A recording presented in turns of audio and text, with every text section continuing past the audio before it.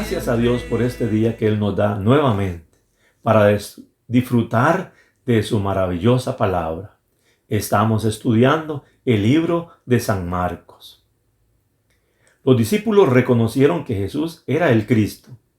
Jesús quería que además supieran qué clase de Cristo era Él. Volvió a hablarles sobre su plan de morir. A los discípulos se les hacía difícil comprender estas cosas. Eran muy distintas a los que ellos estaban esperando, a sus propias expectativas. Ante una situación que ocurrió en el camino, al llegar a casa, Jesús les hace una pregunta. Nuestro pasaje de estudio es el capítulo 9, versos 33 al 50. Y el tema es: Jesús pregunta y enseña. Juan Marcos, en su narración, nos lleva a ver lo que ocurría en el corazón de los discípulos. Jesús, tal buen maestro, comienza a enseñarles con expresiones y ejemplos como él deseaba que fueran ellos. Si le seguían, debían ser como él. En medio de este momento, la enseñanza no es solo para los discípulos. También llega a tocar profundamente nuestras vidas. Nos llama a ser el último y pequeño servidor de todos. A que aceptemos a los que les sirven y que nos aseguremos de no ir al infierno. Acompañemos a los discípulos sentados alrededor de Jesús y fortalezcamos esta enseñanza que necesitamos. Jesús y los discípulos llegan a Capernaum. Estando en casa, la que hemos identificado como la de Pedro, donde predicaba la misma que habían bajado al paralítico por el techo, donde sus familias fueron a buscarle, y era el lugar íntimo donde dialogaban y se podían realizar estas preguntas. En este caso, es Jesús quien pregunta: ¿qué discutíais entre vosotros por el camino? La pregunta de Jesús es la introducción a su enseñanza. Ellos callaron, mostrando vergüenza por el tema de conversación. Los discípulos se avergonzaron de admitir que habían discutido sobre quién había de ser el mayor entre ellos en el reino mesiánico venidero. Diversos motivos podían orientar a esta preocupación, desde la escogencia de 3 a estar con él. Recordemos a Pedro, a Juan y Jacobo, hasta cualquier otro que podría ofrecer de ellos motivo para ser el mayor o el más grande. Lo que esto nos muestra es la poca comprensión de lo que Jesús les había dicho de sus padecimientos y del costo del discipulado. Tomando postura de los rabíes, llama a los 12 y les enseñó la naturaleza de la verdadera grandeza. Si alguno quiere ser el primero, será el último de todos y el servidor de todos. Ser el primero se refiere a tener la más alta posición entre los mayores o grandes en el reino de Dios. Este será el postrero de todos y el servidor de todos. El servidor a que se refiere es una persona diferente a uno que sirve como esclavo. El servidor es una persona que atiende las necesidades de otros gratuitamente, por su propia voluntad. El verdadero ejemplo de servidor se encarna en Jesús. Él no vino para ser servido, sino para servir. El gran maestro procede a ilustrar el tema del servicio con un niño, el que puso en medio de los discípulos y lo tomó en sus brazos. ¡Qué escena más sencilla, tierna y pedagógica! Dijo: el que reciba en mi nombre a un niño como este, me recibe a mí, y el que a mí me recibe, no me recibe a mí, sino al que me envió. un niño. Los seres insignificantes en ese tiempo, en esas sociedades palestinas y romanas. ¿Qué está haciendo y diciendo? Servir a todos, aun a los más insignificantes. Marcos nos dice más sobre este hecho. No solo se hace al niño, equivale a hacerlo a Jesús. No solo a Jesús, también a su Padre. Qué digno es servir a otros. Reflexionemos e impliquemos interiorizando para nuestras vidas. ¿Somos grandes o pequeños? Jesús le dice a los discípulos cuán pequeños han de volverse. Ellos querían ser grandes. Los discípulos querían ser importantes en el reino de Jesús. Posiblemente deseaban las mejores labores o posiciones, que todos supieran que ellos eran los más especiales y los más importantes. Hay personas que nos sentimos importantes porque tenemos bienes, dinero, profesiones, o porque servimos en la iglesia, en la comunidad, etc. Necesitamos aprender esta lección. Somos siervos, no somos importantes. Lo que debemos buscar es que las personas amen a Jesús.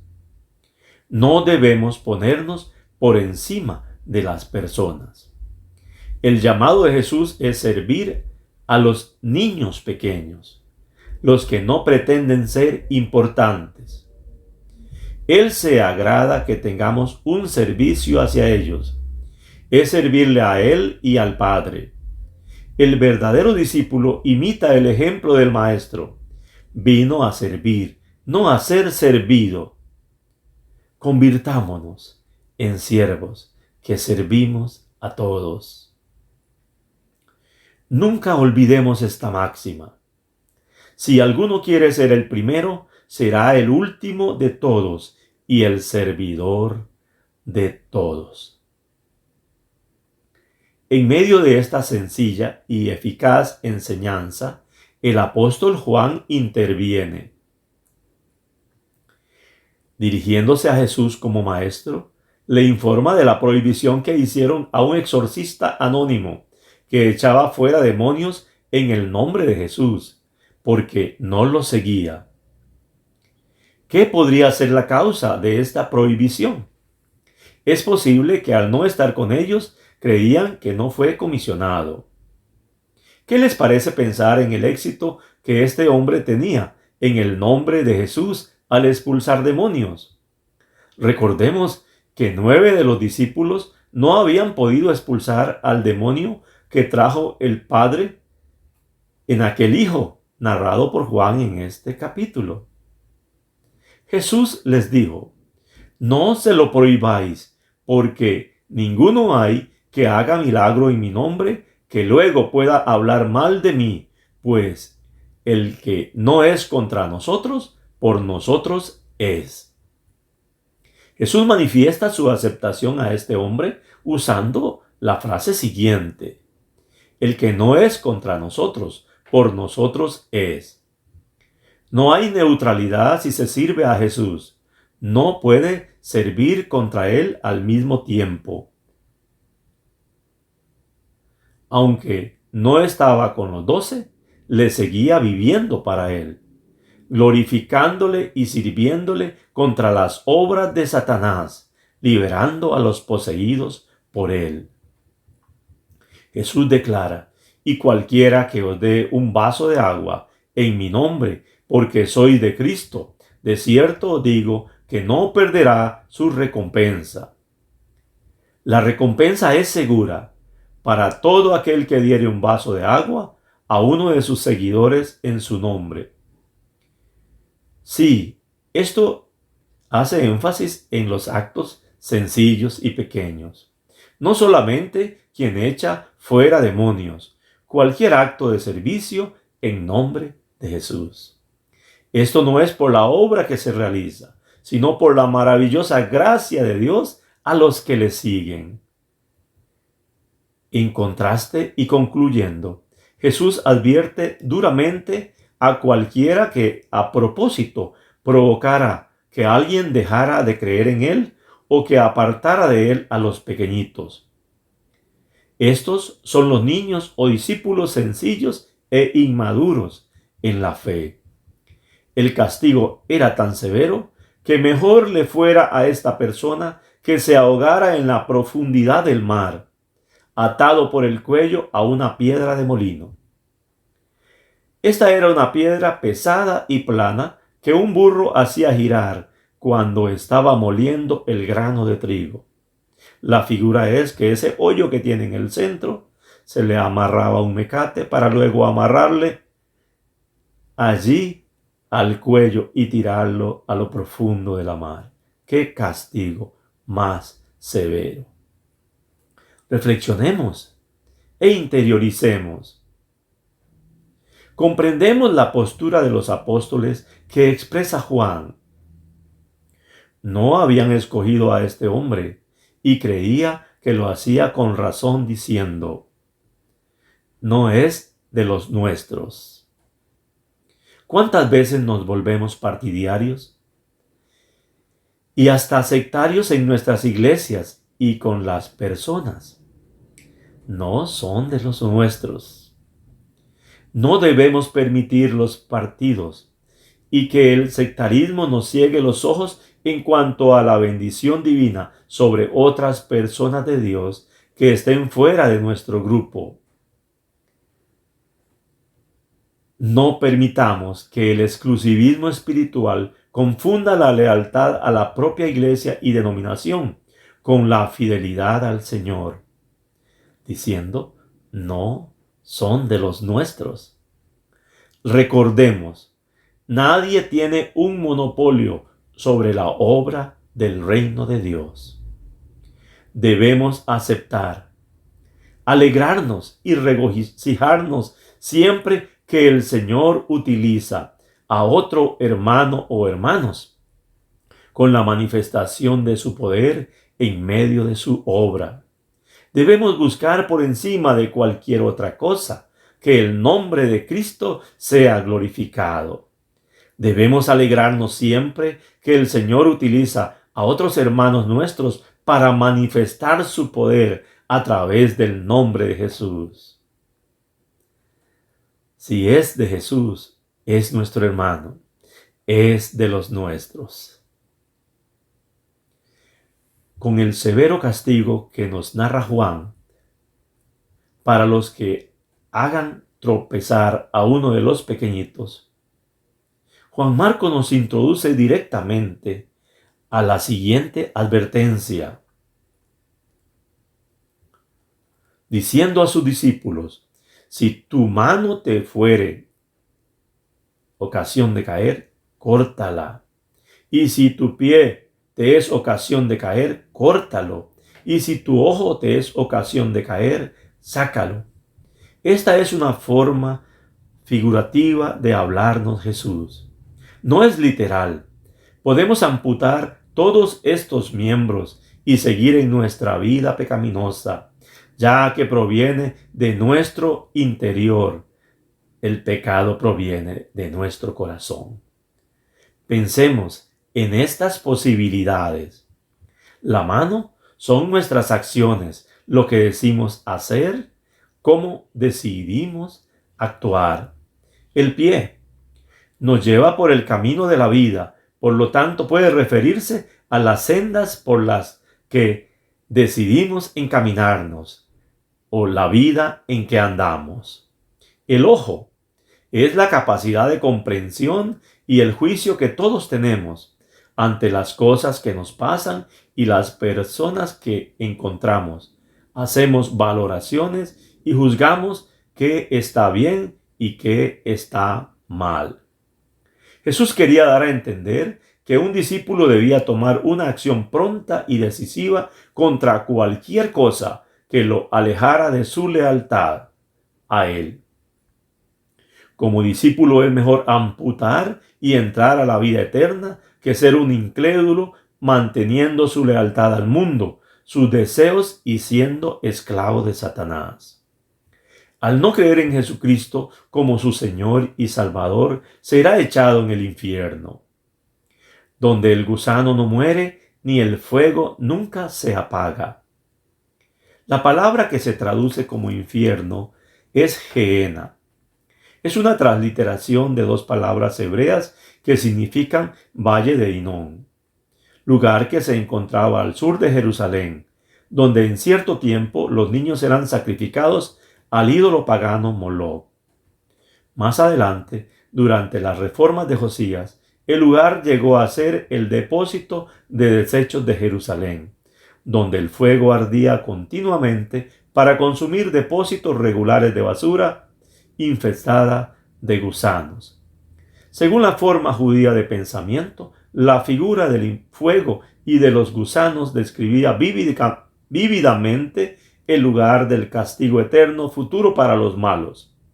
El gusano puede referirse al tormento interno y el fuego que nunca se apaga, es decir, el tormento externo encontrado en Isaías, en el capítulo 64, verso 24. Él describe claramente el castigo consciente y sin fin que espera a todos los que rechazan la salvación de Dios. La esencia del infierno es un tormento sin fin y la exclusión eterna de la presencia de Dios. Ahora concluye con la siguiente afirmación: todos serán salados con fuego, y todo sacrificio será salado con sal. En esta afirmación, la palabra todos podría referirse a todas las personas en general. Todos serán salados con fuego, en un tiempo y de una manera apropiada a su relación con Jesús. Serán salados los incrédulos con el fuego que preserva en el juicio final, y los discípulos con el fuego que son purificados en las pruebas y sufrimientos presentes en su vida de seguidores. Buena es la sal, pero si la sal se hace insípida, ¿con qué la sazonaréis? La sal es buena y muy útil. Su uso común era como condimento y preservante. Era muy necesaria para la vida en aquellos tiempos en Palestina. Así que tenía valor comercial, pero cuando perdía su sabor, también perdía su gran valor. El mandato es: tened sal en vosotros mismos y vivid en paz los unos con los otros. Tened sal en vosotros mismos señala la necesidad de que los discípulos mantengan su lealtad a Jesús para sazonar este mundo y preservarlo de lo corrompido. Por último, les llama a vivir en paz los unos con los otros. Es muy posible que esté en la memoria de Jesús las disputas que los discípulos tenían y les llama a ponerle fin y disfrutar de paz, de su maravillosa paz entre ellos. Reflexionemos e interioricemos el peligro de ir al infierno. Los discípulos todavía pensaban de manera equivocada.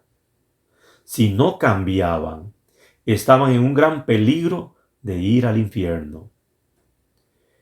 El infierno es el lugar para Satanás, los demonios y los que no creen y viven para Jesús. El infierno es un fuego que no se apaga nunca. Es dolor que nunca cesa, como un gusano que come por dentro. Es estar excluido de la presencia de Dios en un lugar de sufrimiento, que arde con fuego y azufre. De allí la advertencia de Jesús: no consentir el pecado, ya que es altamente peligroso.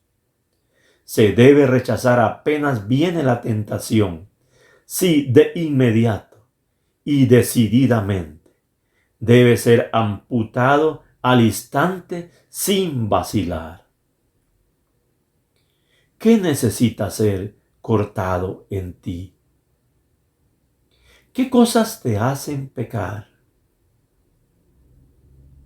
¿Qué te hace alejarte de Jesús? Puede ser doloroso cortarlo, pero no vayas al infierno. Necesitamos ser discípulos de Jesús. Necesitamos al Espíritu de Dios que opere en nuestras vidas poderosamente, santificándonos, transformándonos el corazón y por ende toda nuestra vida. Así estaremos salados y sazonaremos este mundo con nuestro estilo de vida y pasaremos una eternidad con nuestro Padre Celestial. Se les ama. Feliz semana. Dios les bendiga.